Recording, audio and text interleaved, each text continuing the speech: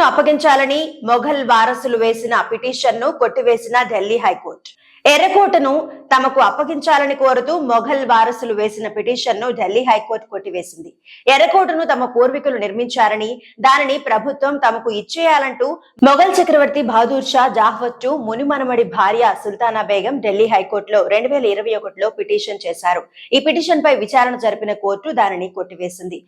గతంలో British east India company తమ పూర్వీకుల నుంచి అక్రమంగా తీసుకున్న ఎర్రకోటను తమకు అప్పగించాలని అందులో పేర్కొన్నారు. మొదటి స్వాతంత్ర్య యుద్ధం అనంతరం మొఘలుల ఆస్తులు, ఎర్రకోట వంటి కట్టడాలను బ్రిటిష్ వారు ఆక్రమించుకున్నారని, దీంతో దేశం విడిచి వెళ్లిపోయిన నాటి మొఘల్ చక్రవర్తి బహదూర్ షా జాఫర్ 1862 మృతి చెందినట్లు పిటిషన్లు తెలిపారు. వారు నిర్మించిన ఎర్రకోటను ప్రభుత్వం ఆక్రమించుకుందని పేర్కొన్నారు.